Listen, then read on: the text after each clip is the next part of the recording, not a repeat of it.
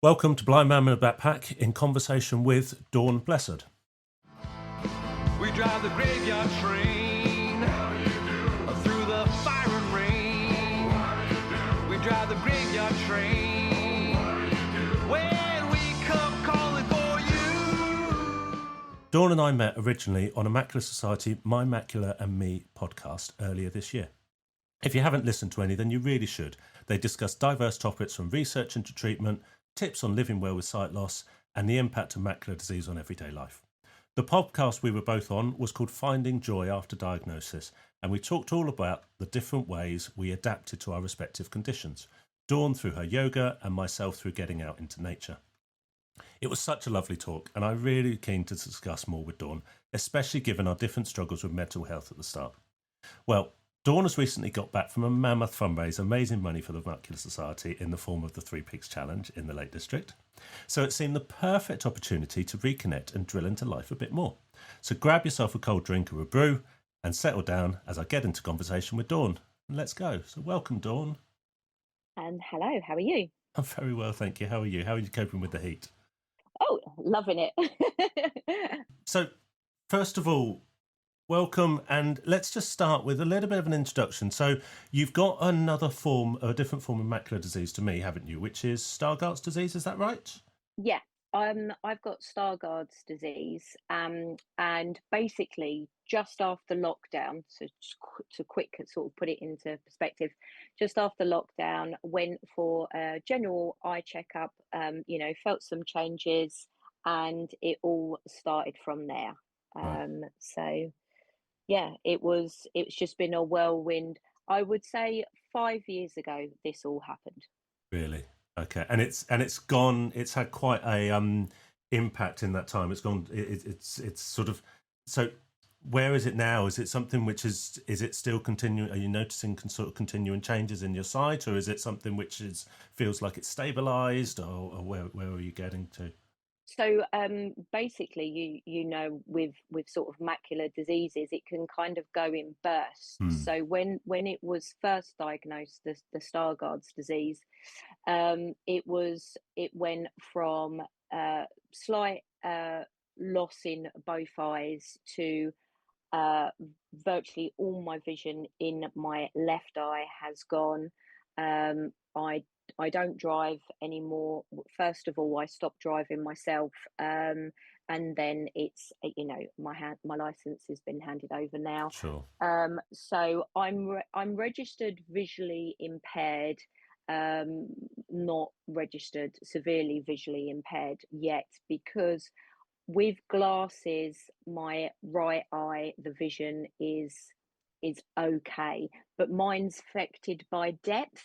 Right. So it's the depth and the finer details that I really miss. So Hmm. I think things are smooth. I miss steps. I fell down the flight of stairs at home, broke my ribs. Oh, yeah.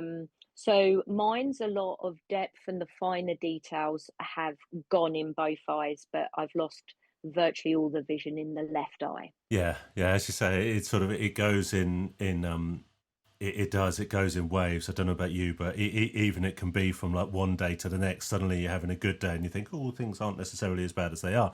And then the next day you suddenly get a bit of a wave, and then they start to feel a little bit better. And it's the different weather conditions as well. I think you said just before we started that, actually at the moment you're not doing too badly with the light. Ironically, with my cone dystrophy, I feel like things are really they've taken a little bit of a feel like they've taken a bit of a dip with the Yeah. with the additional light. Yeah, It's yeah. I in the winter I can't go out on my own past 2 o'clock. Right. So it's just too dangerous. I'm a I went from a independent sort of woman, would jump on a plane, go to Costa Rica for a month and do Mm. yoga out there for a month. Yeah. I have to organize a shopping trip now. So, it's really that's the big change in my life. Mm. if I wanted to see a particular yoga teacher, I would, organize and fly out to Germany on my own. And, I wouldn't worry. It's still doable, but it's Mm. a lot more planning and a lot more organized. And as you say, within Yeah. 5 years, that's a really short period of time. But there's nothing that I've had proven, Mm. not at all.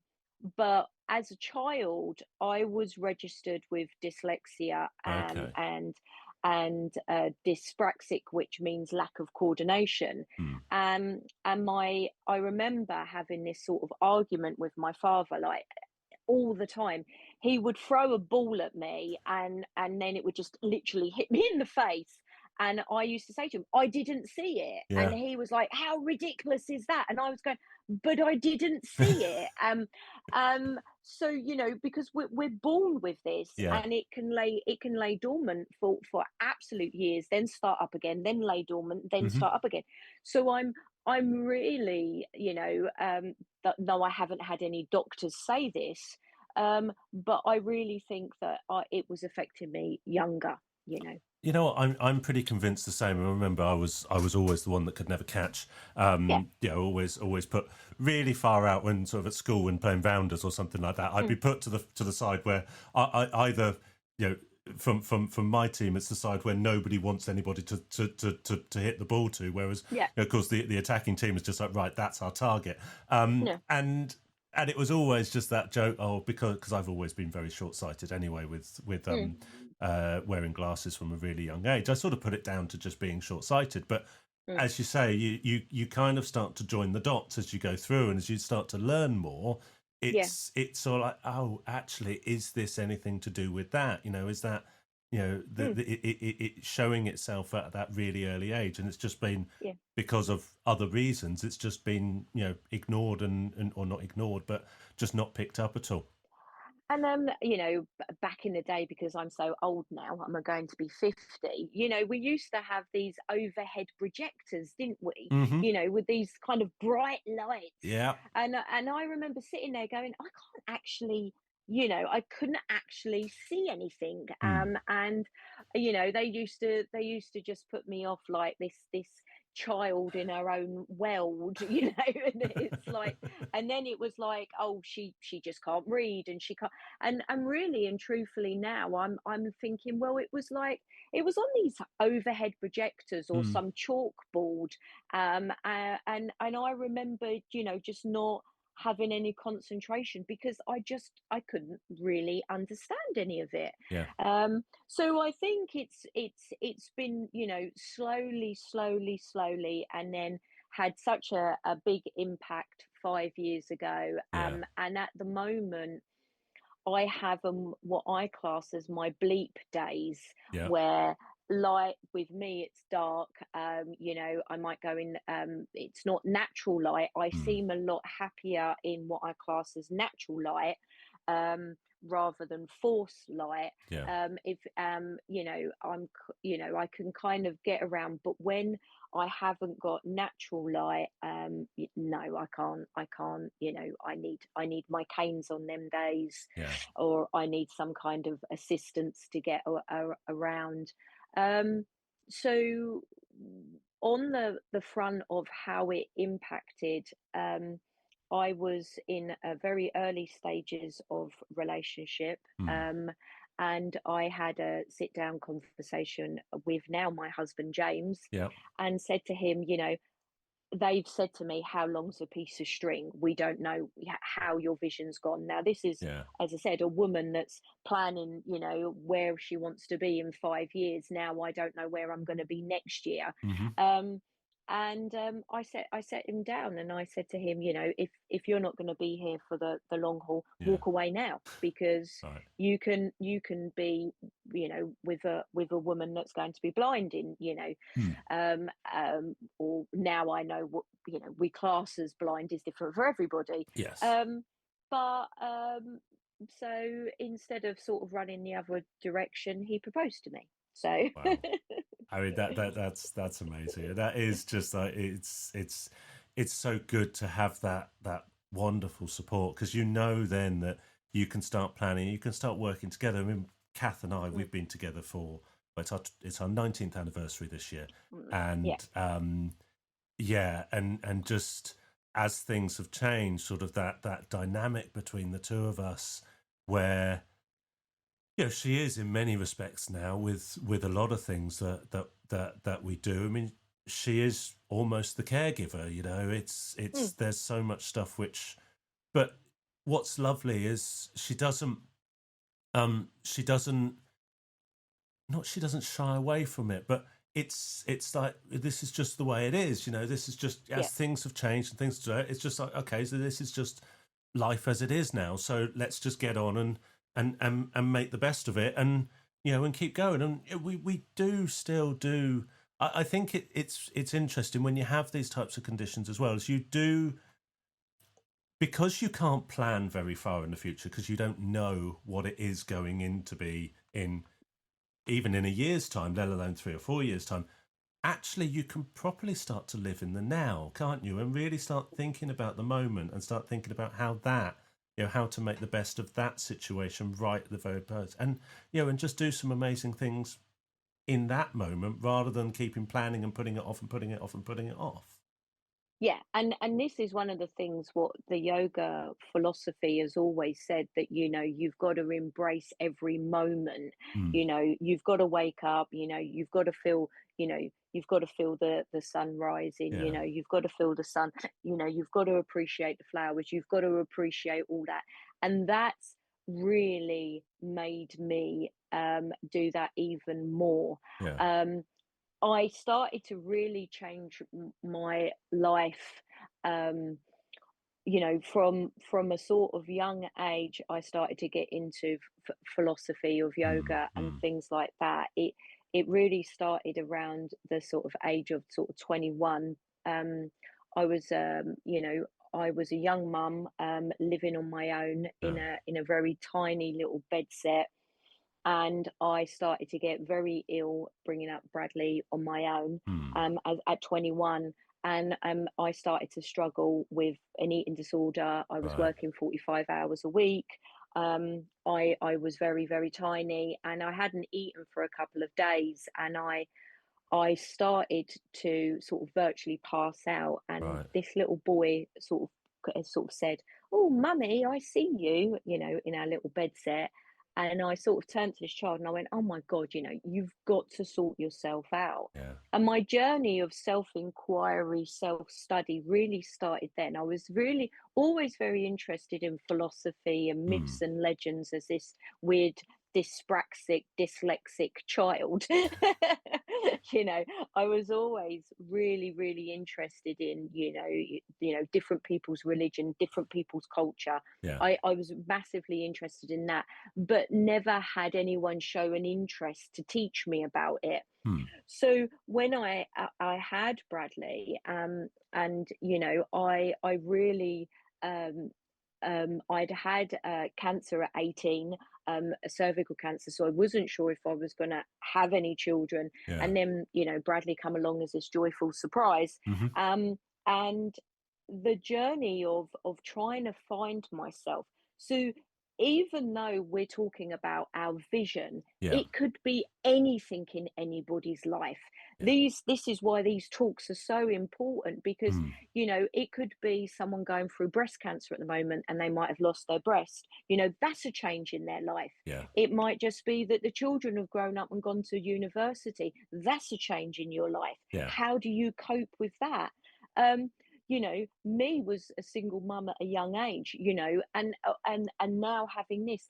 So it's these changes in our lives that we've just got to embrace it on a day-to-day basis, and don't put too much pressure on yourself. Yeah. And as you say, then with that, it's that point of it's just another part of you. It's just another thing that makes you up. So you hear, and I don't know if you've ever had, but I get from every now and again from people, it's just like, "Oh, I don't know what I would do if I don't know if I do if I it's the fact that you're keeping going despite the fact that you're losing your sight and all of that." So it's all despite. It's like, I'm not doing it despite of my sight loss. I'm doing it because it's, my sight loss is part of me. Mm. It's really interesting because I've seen a few people and they've said, from within the this community, and it's just there's that point of, it would be amazing if, say, there was a cure for macular disease. It would be fantastic if suddenly my eyes could be repaired and all of that stuff. But there is a big part of me that goes, well, but this is really part of who I am. And Mm. so, yeah, it would be phenomenal to have, to be able to go back to or revert back to a normal life, as it were.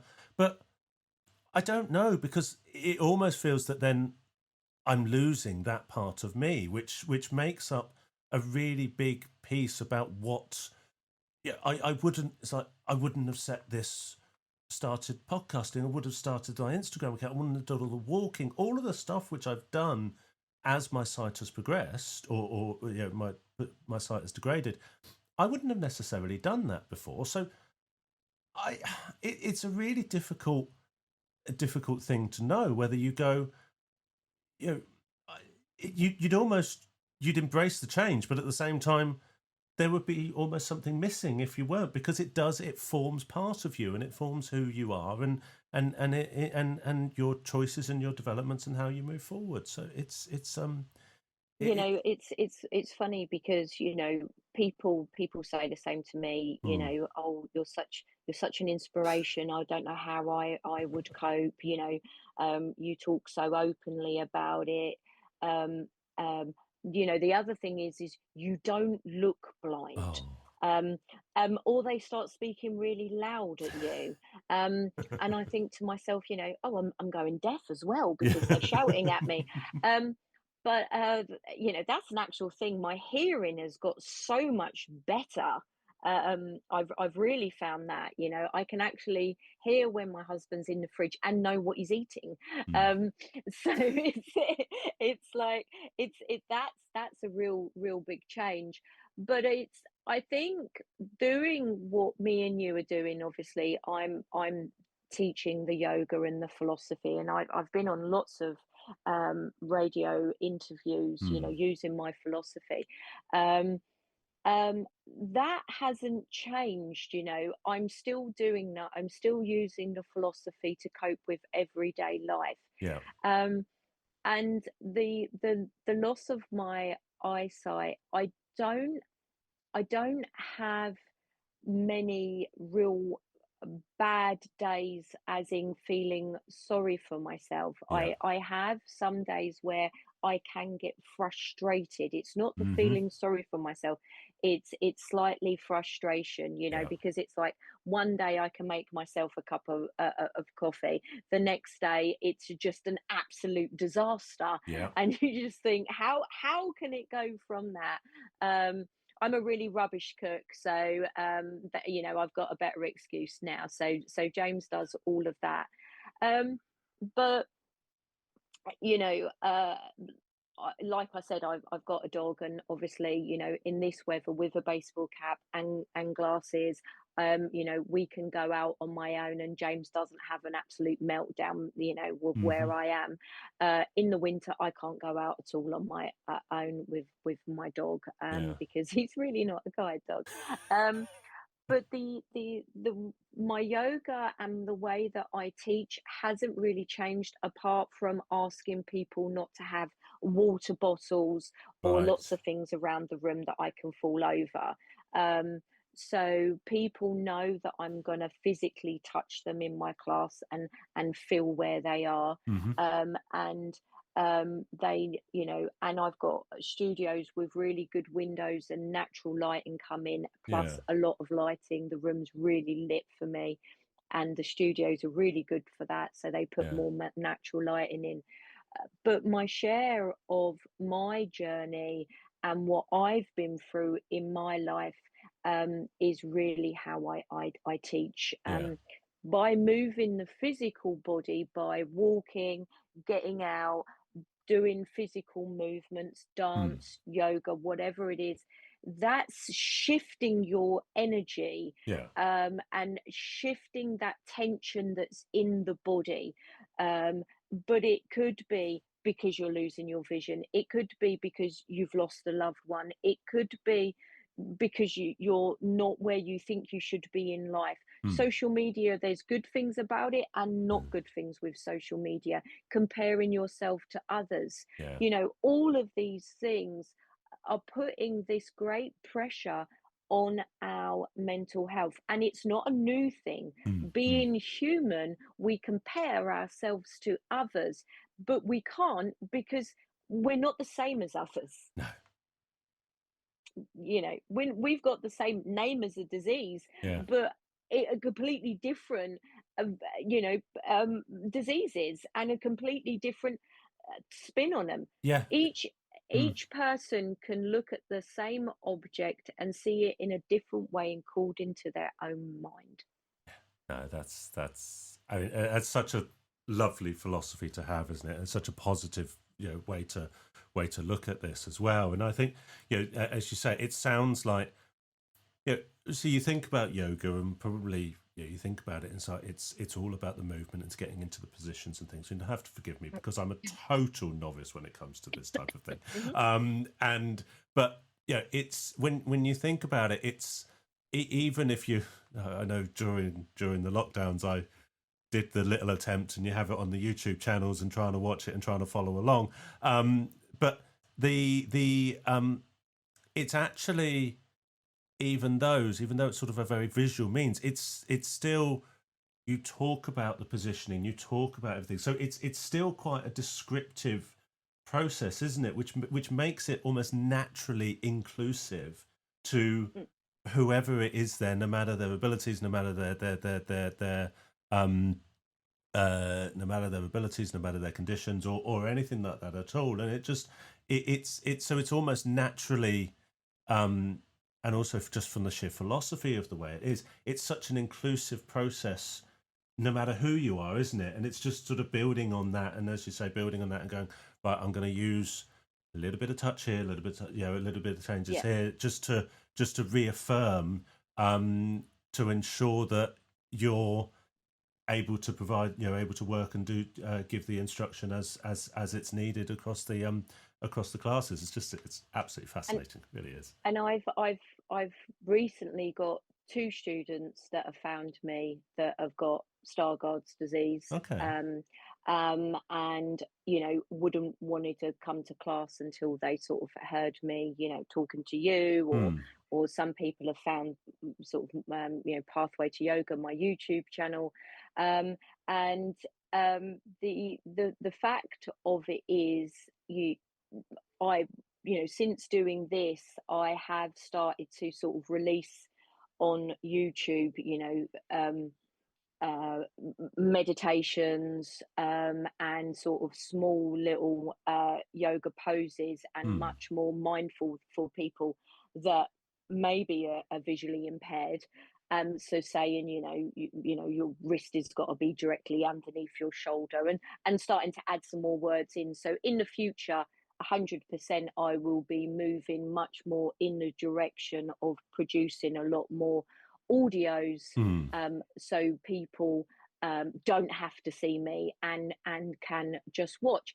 And also, not just for people that are visually impaired, people that have perfectly good sight, just watch a video rather than listen, and really deep listen. And we're losing that deep listening, because even you think about back when your eyes were really good, and how often did you really listen to someone, truly listen to someone? No, you're right. You don't, because it's you've got all of the other senses going on. Actually, you don't focus in on that one piece, and actually really not just listen to the words, but really listen to the intonation and the understanding, and really what it is that trying to get into the depths of what it is that person is trying to say to you, aren't you? Yeah. So even before this happened, I had an amazing yoga teacher, and when I was learning to teach yoga, she used to say to me, "Stand at the back of the room and give your instructions and see if they can understand what you're saying. Yeah. So I very rarely do the physical class with my students because, I used to be watching the class to make sure everyone's safe. Mm. So I used to walk to the back of the room and give my instructions. So that's not changed. So my students, even before my deterioration with my eyesight, they were being taught to actually deep listen because Mm. it was a thing that I was always very passionate about. Like, how much are you really listening? Yeah. So my mum has suffered with mental health all my life. So that was a part of my upbringing, understanding that the brain is very fragile. And yoga teaches us all about chitta vritti nirodha, you know, stop identifying with the thoughts and fluctuations of your mind, because yoga is spoken in Sanskrit, and Sanskrit's an oral language. It was Mm. never supposed to be written down. Again, comes back to my dyslexia. Um, so the idea of this, stop identifying with the thoughts and fluctuations of your mind, because that's not who you truly are. Yeah. Who you truly are is when all them waves have calmed down, you know. So that's always fascinated with me. My dad passed away about 17 years ago. I gave up work and nursed him through cancer. Right. And when my dad was told that he only had months to live, this man turned around and said, "I've done more in my life than I thought I could have done. I'm Mm. really happy." And I thought then, I want to be like that. When the time comes, I want to be able to say, I've lived my life. Mm. How many things do we put off? Now, me and you, our lives have changed. You don't want to put things off now. Like you said, you've Yeah. set up this massive platform. How amazing is that? Mm. You want to do all these things because suddenly the memories that you're creating are creating pictures within your mind. So when my dad passed away, I looked at my life, revisited my life again, sort of like I did when my son was really tiny. Yeah. And I thought, what am I actually doing with my life? Mm. And at that particular time, I was with my ex, and we had a really successful business. We had a massive house. We had, very successful stuff. And I was really unhappy. Mm. So it's again, and then I gave all that up and started to become a yoga teacher. Um, and that's the thing. I do a job now. It's not a job. It is my way of life, and I Mm. live and breathe yoga, and I share that with other people. Yeah. Um, so I think through losing, my vision even more, has really enforced how important it is to look after your mental health. Mm. Mm. Yeah. No, I think, and that's just it's exactly it's where you need to be, isn't it? And because I think both you and I um have had challenges. I think it's fair to say, Mm, as things have changed, and yeah. as you start to lose your independence, lose or have to change the way you're working and adapting to this thing. And that first thing, not when I remember when I got my first diagnosis, and it was, I still remember, and I've said it so many times, but when I was diagnosed at 38, and the doctor said to me, in 2 years' time you won't be driving, and I just like, it's been nearly 40 years. It will be another 40 before it really impacts on me. Um, and that was obviously not the case. And within 2 years, he was absolutely bang on the money. But it was that point, that was when it really started to hit, and you start to become insular and become in on yourself and not want to go out and not want to socialize and not want to do the things that you used to do. And Mm, it really starts to get you down and really starts to impact. And I know I would be sometimes a little bit shorter with the kids, or mm, just finding excuses not to meet up with family and friends and things like that. And it really did. And it's only when I look back on it, it's just like, okay, I was in a proper down period, and So ended up speaking and using some of the services with a few counselling sessions from the Macular Society, and that just helped to change that mindset a bit and change the way and again view it as not this thing which is not this big downer which is going to be the end of the world, but actually thinking about how it just becomes another part of me. And it's so important, isn't it, to have, because you are always going to get down days and you are going to get down periods, but it's so important to be able to have that support in some way, shape or form to help you to start to rebuild yourself and start to actually, I think it's the term my wife uses, which is, clear the basement out, get rid of the stuff which is really, get rid of all of the little things so that you've got space to deal with the big stuff and really let it build on you. Yeah, community, as I was saying, not just for me and you, for Mm. anybody. Community is a massive thing to have around you. Like yourself, when I found Moorfields Eye Hospital, it's nothing wrong with them, but I found Moorfields really hard place to go for me. Just me personally, it was very sort of, they were dealing with it every day. It's like, yes, you're going blind, and I'm like, oh, and like, we don't know how long's a piece of string, this is going to happen to you. See you later, bye bye. And I was like, wow, where do I go with that? Yeah. And I researched it myself. I found the Macular Society. And I just done, we'll probably talk about it in a minute. I just done a big Yeah. fundraise for them because they did pick up the phone and they got me in contact with someone with the same condition as me, like a buddy. And he helped with the small things now, but they were really important at the time. Yeah. As I said, mine's affected by light, so I would go and meet a friend like I've always done for a coffee. I'd go from outside in natural light into a restaurant and couldn't see a thing Yeah. because my eyes in the early days, wouldn't adapt, and it would take ages to adapt. I've lost all the UV filters and so on and so forth, Yeah. apparently.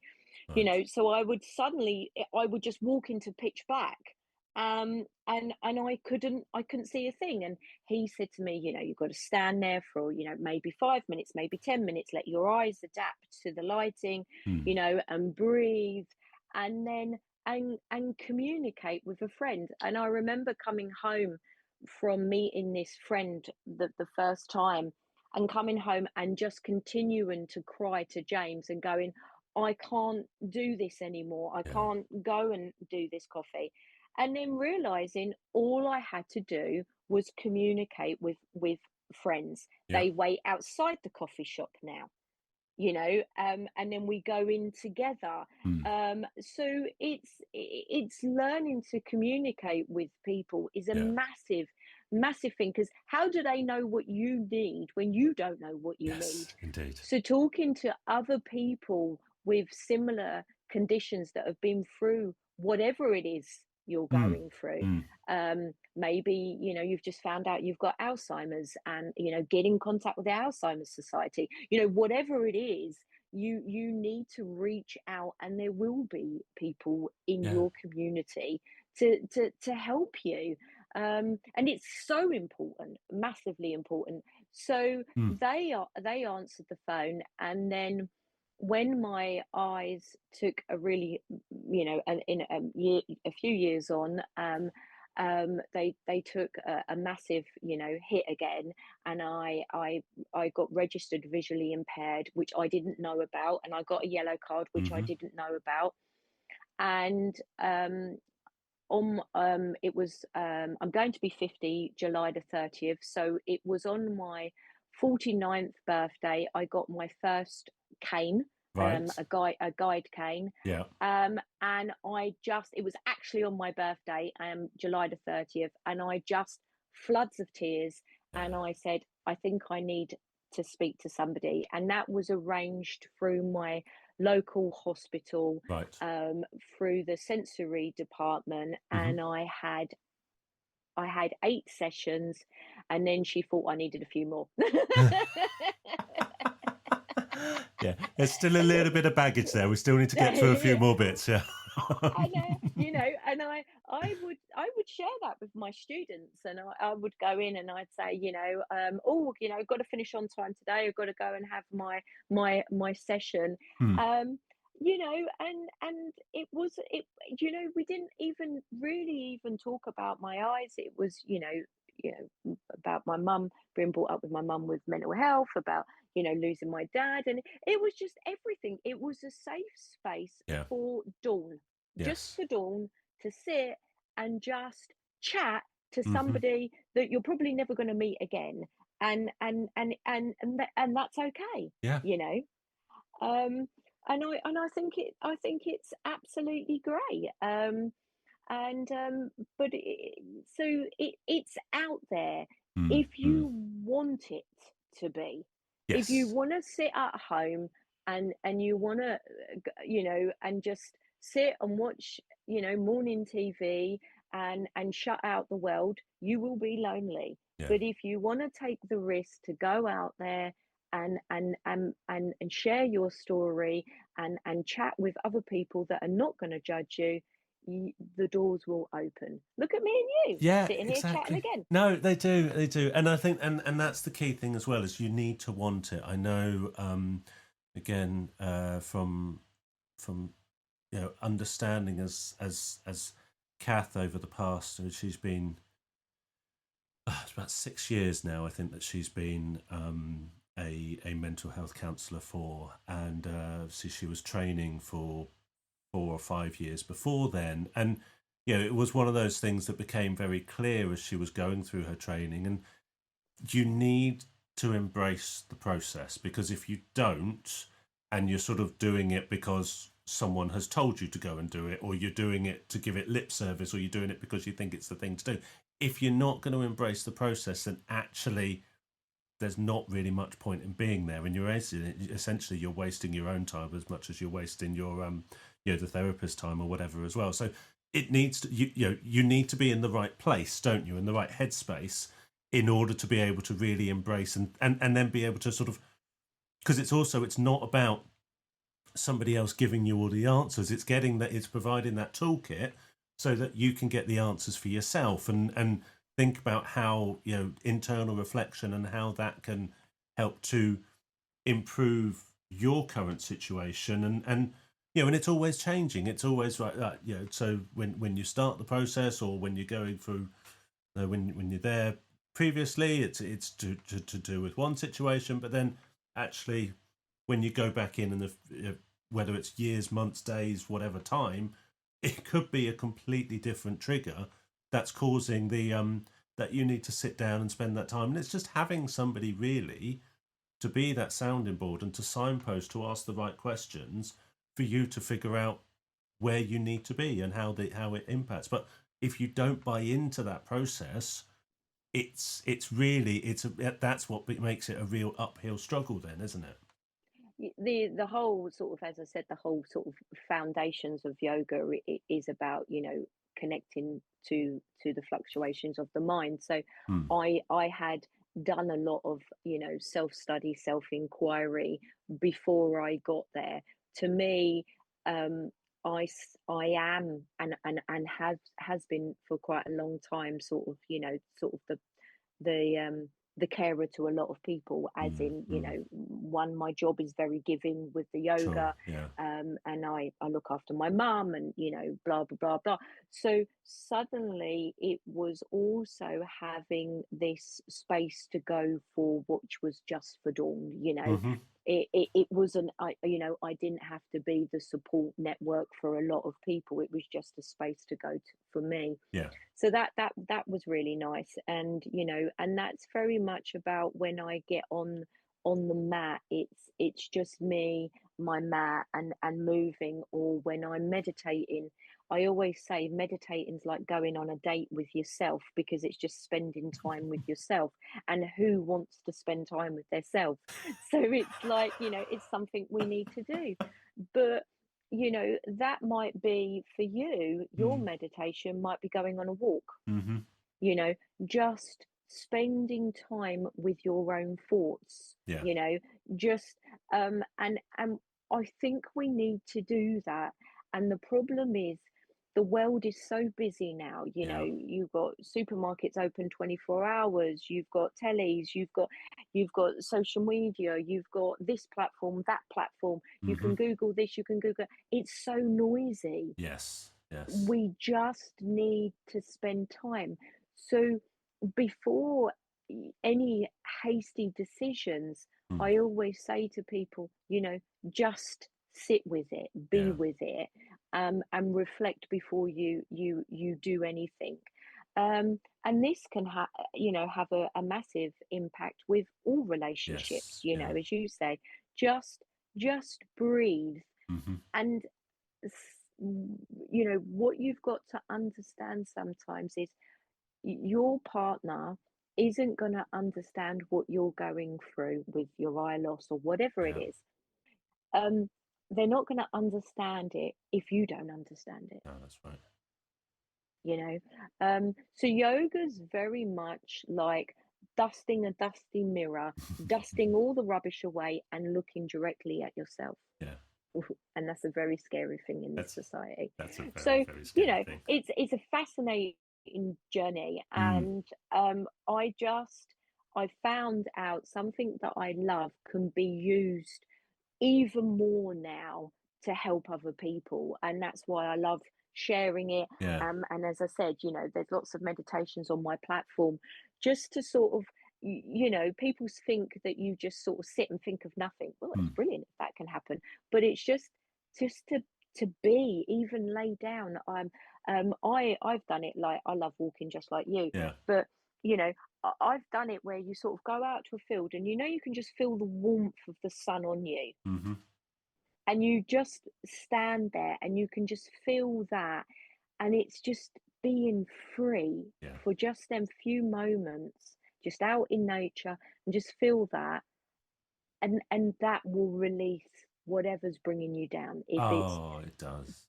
Yeah, Yes. if it's due Yeah. to your eye loss, as I said, or whatever you're going through in Mm-hmm. life, you know. I know what you mean. I think sometimes, in fact, not so long ago, I was really having some problems with sleeping, and um, just stresses with work, stresses with home, just general, eyes not being Mhm, brilliant either, and so it was then, rather than saying, rather than taking Chester out and popping, getting him on his harness and going out for a walk, we just do. Sometimes actually you're just not feeling it, and so that's when I pop his leads on. He's got his collar on, which has got some bells on it. So I pop his bells on, and he always knows if I get those out, he's going over the woods. So it would be first thing in the morning before I log on, going out, just getting over the woods, letting him off his lead. He goes and has a good old run around, and all I can hear is a little bit of a jangling of his bells going as he's running around, and it's just being able to take that time. It's early morning, not many. You've got the regular dog walkers out, but actually the woods are big enough that I've got enough routes that I can find where I might not bump into anybody else, and then just be able to take that time to myself, reset, and clear your head, so that actually then you can start to focus and think about the day, and think about what it is that's coming through, and be in a position where you can be in that right mindset to be able to take those challenges and work with them, and work them in a positive way. And that, to me, that's what the walking does. And typically now, obviously, my walks are no more than 4 or 5 miles going around the woods. Well, at the moment, with it being so hot, it's a 20-25 minute walk, and then get back home before it gets too warm for Chester, but or me, for that count. But obviously, I love the long walks, and I've done a couple of those. One, which was a Macular Society fundraiser along the River Thames, and then another one which was a much more sort of epic jaunt around the Pembrokeshire coastline for Berkshire Vision, which was a 7-day, 200-kilometre trek. Wow.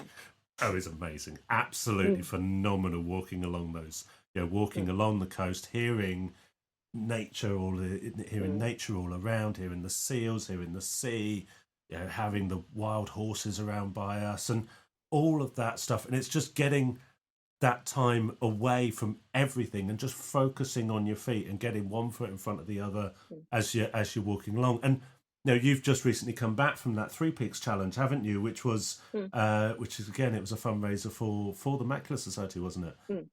Yeah. Yeah. I raised £2,222. Amazing. So I organised it with some people that come to my classes. They are students. I kind of feel funny thinking like I'm a teacher, but anyway, that's another situation. But yeah, so people that come to my class, and so together they sort of planned the route, and I've got a dear student called Anne. And she does all my sort of social media for me. Right. So when I started to lose my vision, she was like, sort of straight on it and said, you've got some amazing stories. Would you mind if I build this YouTube platform for you? So again, it was nothing to do with me. It was just this, people that come to my class really felt that, that this little woman from Watford originally had some real great stories to share that now lives in Suffolk. So that's all been done for me. So I'm like a little mascot that just turns up and does these things. It's really nothing to do with me. I'm not that brave. So we together organised this walk because, like I was saying earlier, me and you were saying earlier, I kept putting stuff off. Yeah. I would be like, I really want to walk the Three Peaks. I really want to walk the Three Peaks. And then I decided, like, right, what do I want to do before my vision maybe gets any worse? Yeah. So I decided that this was the challenge I wanted to do, and together we organised it. So I started going out started building up, getting the steps in, as you say, for this challenge with my poor husband, James, who's like dragging along, and unfortunately, just before we were due to go, his meniscus, I think that's how you pronounce it, in his knee, the shock absorber in his knee, erupted, and he's got to have knee surgery now. God. So for a year he was my guide. So we had a strap around his arm, so I had that if I needed that, and also he would sort of walk to my left side, which is my blind side, and my right side, as I said, I can see a little bit. So he walked in front of me just enough that I could grab his strap if I needed him, and he was basically my eyes. So we'd been doing this prep for a year, and then just before we go, his knee erupts and he can't go. So that's when you suddenly have this, as you said, to me, it's not a dark moment. It's like this self-doubt, frustration, and going, "Oh my God, I'm not going to have my eyes go up with me, but I'm going to do it." So I basically had a lot of people with me. I wasn't on my own, and up I went. And after a while, there's a section where it's like 20 minutes on your hands and knees, literally grappling up this mountain, and I'm halfway up, and I just have this hysterical crying session, and I'm like, there's these people running up this mountain past me. I mean, literally running. And they've obviously in a race, because they've got numbers on them, and they're running past me, and they're trying to go round this, like, do I have my blind eye to the mountain? Do I have my good eye to the mountain? Which way is the best? And then my arse muscles, can you say arse muscles on podcast? Yeah, My why arse not? muscle, my ass muscles are hurting me so much because I'm overstepping these rocks, these Mm, boulders. So mm, I'm there. Somebody will go, big boulder on your left side, Dawn. So I lift my leg even higher. yeah. I didn't train my butt muscles to do that. No. So so I start crying. And I'm like, and I've got two students. I've got Sharon one side, Mm, mm, Rachel the other side, and they're like, just breathe, Dawn. And I'm like, oh my god, I'm holding people up. They're yeah. like, no, you're not holding anyone up. They can run past you. And I'm like, oh, I'm holding. And then the next minute, Mike, he's down the bottom of the mountain helping someone else, and he shouts up, "What's wrong with her?" And they said, "She's just having a moment. She's just having a moment." And he said, "Dawn, what would you tell us in class? Just effing get on with it." And I went, "Oh, okay." And I just start carrying on up this mountain. And that was the moment. Yeah. But it's just that whole self-doubt Yeah. just crept up on you, and you were just overwhelmed. And yes, anyway, I did it, but Mm, it's, you realize when you're up there in nature how small you are mm, and how vast this beautiful planet is. yeah. Um, and I had my first wild wee out in nature. Oh dear. Yeah. I was like, I can't hold it anymore. And the girls are like, just, I'm like, no, I need a big boulder. I can't just publicly wee. So, yeah, so it was absolutely amazing. And I just think we put things off Yeah. all the time in life. And I raised, we raised a lot of money for a great cause. Everybody had an amazing time. Mm, And we're doing another one the 4th of July next year. We are walking part of the Jurassic Coast. yeah. um Again, I've been on holiday a lot abroad, Yeah. and hasn't seen much of, the UK, and Mm, like mm, how beautiful the UK is. So yeah. I'm like, I wanna go and do that. So again, we're splitting it up. um and yeah, and raise some money, for another great charity. It's great, as you say, to be able to. You almost get the bug, don't you? Once you've done one, you Mm, get that bug to do the next one and do more and see more of these sites and push yourself for these things as well. And actually, it's you can raise some money at the same time, which is always an amazing thing because these charities they do so much, and to be able to give something back to them is such a wonderful thing. But that sense of personal achievement from these things as well, mm, that's for me. I mean, I know. I mean, I did I still remember the Pembrokeshire one, and that was 2 years ago now. Yeah, 2023. It was September 23, and um, it was such an amazing week. And I did it with a friend of mine, and he when I was first planning for it, I turned around to him and said, because he lives in the area, um, oh, would you be interested in walking for a day with me or something like that? My intention was just to do it all on my own. mm, And he turned around to me and went, I'll walk the whole thing, more for him. mm, And yeah, we just, but it was just, I was so grateful for having him because then he could be my guide. I mean, my intention was to use it because I use my long white cane, and my intention was to use the long cane as you normally do.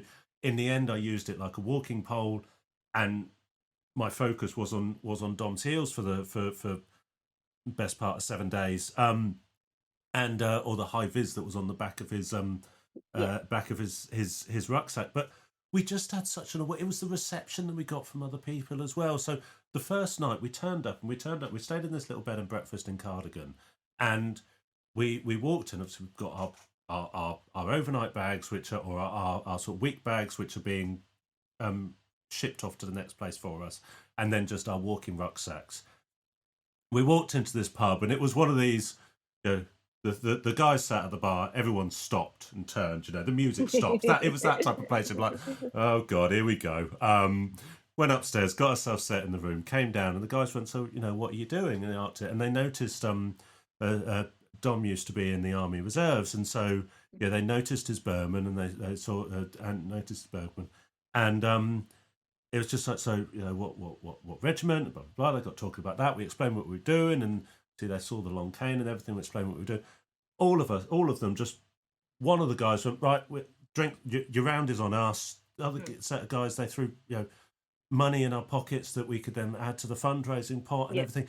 And it was lovely. And we saw that everywhere. And as we were going along, the other people that we saw who were either fundraising themselves or just doing it for wanting to do it as a challenge. And it was amazing, the camaraderie. And it was just lovely to have there as well. And where we had a couple of days, friends came and joined us for a day, or colleagues from work, they took the journey down, and they got up at like 5 o'clock in the morning, drove up to meet us for our set-off point, and then drove back to Reading at the end of the day. And it was just like, they must have been absolutely exhausted after walking 20k. But the fact that they came and joined us was so nice as well, and it made it for such an amazing experience. And now that that was the second one that I did, and I am really keen to do another one in a few years' time, well, I'm keen to do another one. It's finding the time to do it, and juggling it around everything else. I mean, the big one that I'm looking to, I'd love to do the coast to coast. So it's at the Wainwright's Walk, where you go from, I can't remember the name of the bay, that you start on the Irish Sea and then you finish at Robin Hood Bay on the North Sea. And I'd love to do that. I mean, I think it's a very, very long way from home. So figuring out how to do it, it's going to take at least a week, if not two, to do, because it's a long way. But I just think the experience of that, all of the difference of nature, it would just be something which you just take with you forever, don't you? And you just never forget these things. No, and it's as you say, it's about challenging yourself. It's about pushing yourself. And as I said, unfortunately, James couldn't do it with me, and he knew that I had a lot of support with me. But he come and met me at the end, and he was just so proud Yeah. of me, to just do it anyway, but somebody that's visually impaired to go up 3 mountains as well, but I learned a lot as well, because I didn't drink enough, and it was so cold, and so I learned a few things that I was very sort of dehydrated. I woke up the next day, Sure. feeling like I had a hangover, but I obviously wasn't drinking alcohol, and so I learned that, and not taking having enough food, like snacks and stuff, with me. Yeah, So I did learn a lot, and you learn a lot about yourself. But you do. what I found as well was, humans are so bad that there was a lot of litter. I was so surprised how much Really. litter, and stuff like that. People were saying there was just water bottles thrown, and stuff like that. And you think how we've really got to look after Yeah. this sort of planet, and look after these great nature, walks and stuff, and take care of them things. So there's a lot of that, but my whole thing for sharing my walk, and I was posting some of the stuff that I was doing, was just literally saying to people, if I can get out and do it, there's nothing stopping us. Just get out, Yeah.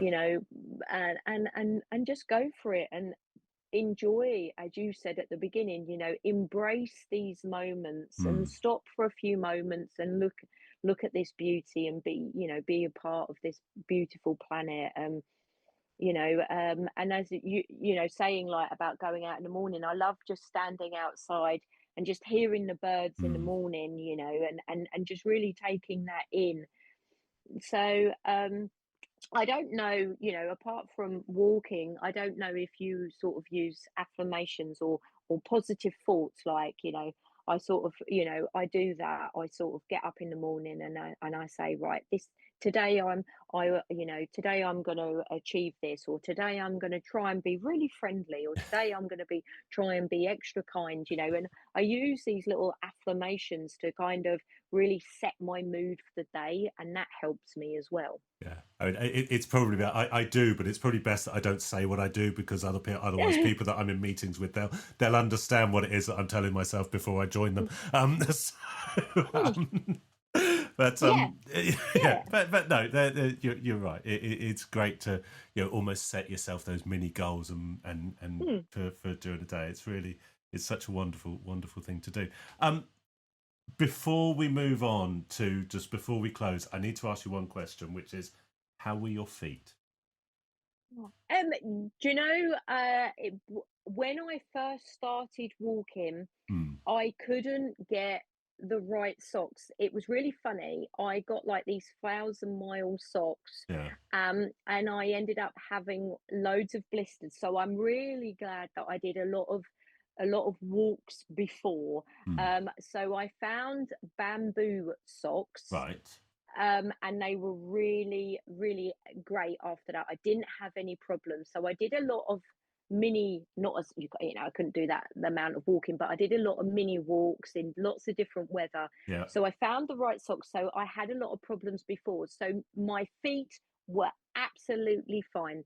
The only thing that was wrong with me is I didn't take on enough fluid. So that was my little mini lesson. Feet were fine.